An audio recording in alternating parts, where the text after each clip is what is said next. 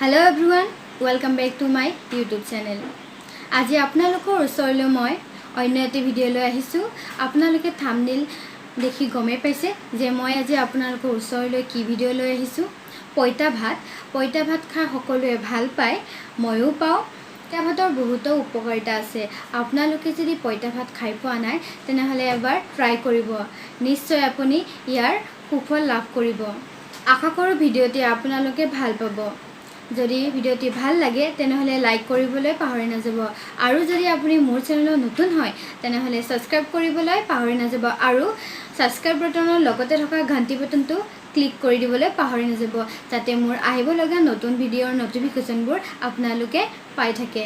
তেনেহ'লে বলক ভিডিঅ'টি আৰম্ভ কৰোঁ।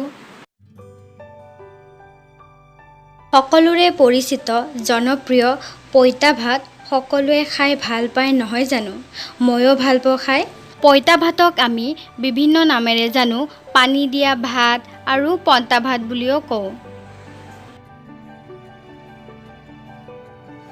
পইতা ভাত কেনেকৈ প্ৰস্তুত কৰে সকলোৱে জানেই। ৰাতি ৰৈ যোৱা ভাতত প্ৰয়োজন অনুসৰি পানী দিয়া হয়, আৰু ৰাতিপুৱা পইতা ভাত খাবলৈ ৰেডি হৈ গ'ল। পইতা ভাতৰ সৈতে বিভিন্ন মুখৰোচক সুস্বাদু ব্যঞ্জন খোৱা হয়।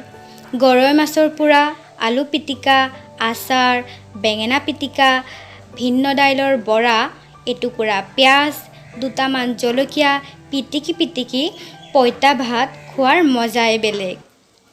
আজি মোৰ ভণ্টীয়ে পইতা ভাতৰ জুতি লৈছে। তাই পইতা ভাতৰ লগত লৈছে মাছ এপিচ, মাছ পোৰা, আলু পিটিকা, বেঙেনা আৰু ভেন্দি পিটিকিব তাই। লগতে তাই ৰেড চিলি পোৰা, কেঁচা জলকীয়া দুটামানো লৈছে, পিঁয়াজ এপিচ লৈছে, আৰু নিমখ তেল সোৱাদ অনুসৰি লৈ লৈছে। এতিয়া তাই খাব, আৰু আপোনালোকে এনজয় কৰক।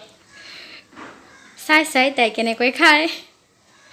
মোৰ হ'লে ভিডিঅ'টো কৰাত খুব হাঁহি উঠিছিল। তাই খোৱাৰ সময়ত যিহে মুখৰ এক্সপ্ৰেশ্যন দিছিল। তেনেহ'লে বলক ভিডিঅ'টি চাই থাকক।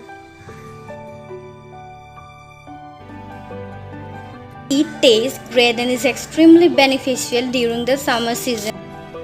Panta bhat protect our body from various kind of disease.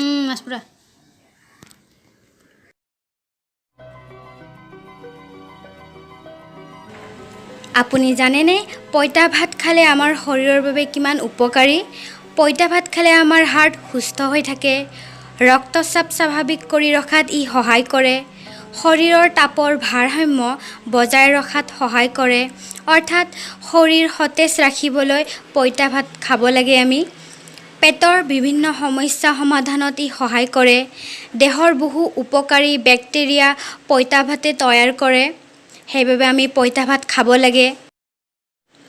পইতা ভাতত ছডিয়াম, পটাছিয়াম, আইৰণ, কেলছিয়াম প্ৰচুৰ পৰিমাণে পোৱা যায়।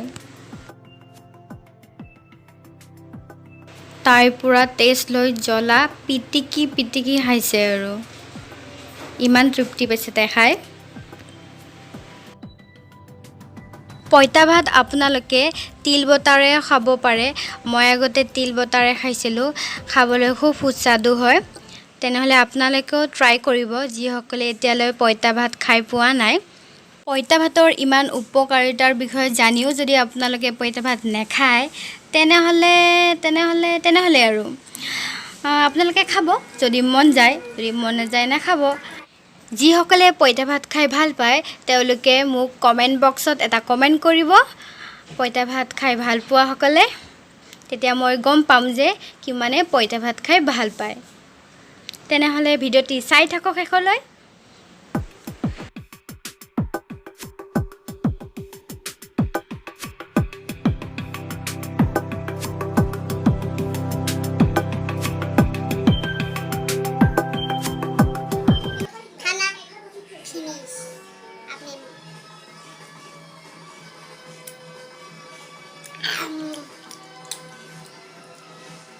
মোৰ ভণ্টিৰ এটা চেনেল আছে, ডেছক্ৰিপশ্যনত মই ইয়াৰ লিংকটো দি দিম, আপোনালোকে চাব পাৰে ইচ্ছা কৰি। ভিডিঅ'টি চাই কেনে পালে আপোনালোকে কমেণ্ট কৰি জনাবলৈ পাহৰি নাযাব। ধন্যবাদ।